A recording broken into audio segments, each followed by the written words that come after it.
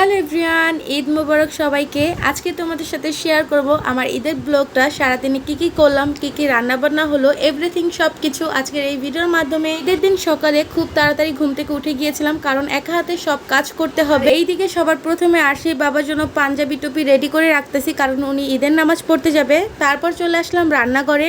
এখন এক এক করে সব রান্নাবান্না করে নিতে হবে। সবার প্রথমে আমি সেমাই রান্না করব, তাই সবার প্রথমে দুধটা আমি জাল করে নিচ্ছি।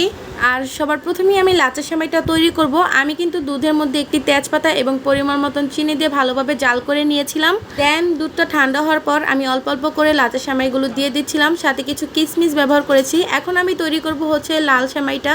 আমি এই সেমাইটাকে লাল সেমাই বলে থাকি, তোমরা কি সেমাই বলো জানাতে পারো কমেন্ট বক্সে। যাই হোক, সবার প্রথমে কড়াইতে 1 চামচ ঘি দিয়ে সেমাইটা আমি হালকা করে ভেজে নিব। আর অপর চুলাতে আমি এই সেমাইয়ের জন্য দুধও জাল করে নিচ্ছিলাম। এই তো ঘির মধ্যে আমার সেমাইটা ভালোভাবে ভাজা হয়ে গিয়েছে। এখন ঘিয়ে ভাজা সেমাইগুলো দুধগুলোর মধ্যে দিয়ে দিয়েছি, কিছুক্ষণ পর নামিয়ে ফেলবো। আর আমি অল্প অল্প করেই সেমাই রান্না করেছিলাম, কারণ আমরা ঘরে 2 জন মানুষ, তাই 2 পদের সেমাই রান্না কিন্তু আমার হয়ে গিয়েছে। আর এইদিকে আমি পোলাওটা বসিয়ে দিয়েছিলাম। অপর দিকে দেখতেছি বৃষ্টি পড়তেছিল, তো বৃষ্টি দেখতেছিলাম আর রান্না করতেছিলাম। এইদিকে আমার পোলাওতে পানি দেওয়া হয়ে গিয়েছে। এই তো আমার পোলাওটার ফাইনাল লুক। এখন আমি মাংসটা বসিয়ে দিব।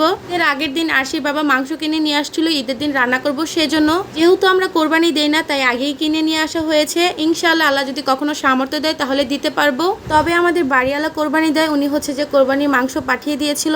এইদিকে মোটামুটি আমার মাংস রান্নাটাও অলমোস্ট কমপ্লিট হয়ে গিয়েছে। অপরদিকে আমি সালাদগুলোও কেটে ফেলেছি।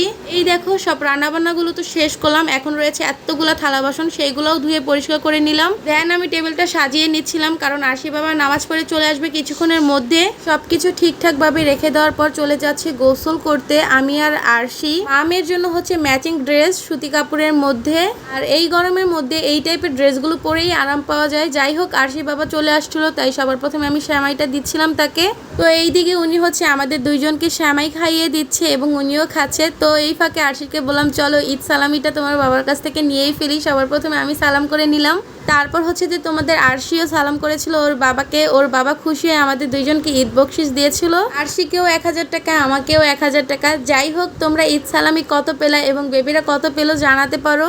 এই ছিল আমাদের ঈদের দিনের ছোট্ট একটা মিনি ব্লগ। তারপর আমরা নিজেরা একটু কথা বলতেছিলাম, একটু ভিডিও ক্লিপ নিচ্ছিলাম আর প্ল্যান করতেছিলাম কোথায় যাওয়া যায়। আরশি বাবা বলতেছে এখন তো প্রচুর গরম, কোথাও এখন যাব না, একটু গরমটা কমুক, তারপর হচ্ছে তোমাদের নিয়ে ঘুরতে যাব।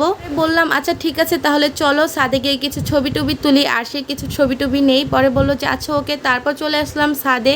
দুষ্টুপুরি দুষ্টামিগুলো মাশাআল্লাহ তোমরা অনেক বেশি পছন্দ করো, তাই তো তোমাদের সাথে শেয়ার করি। সবাই হচ্ছে আমাদের জন্য দোয়া করো, আল্লাহ যেন আমাদের সবসময় ভালো রাখে।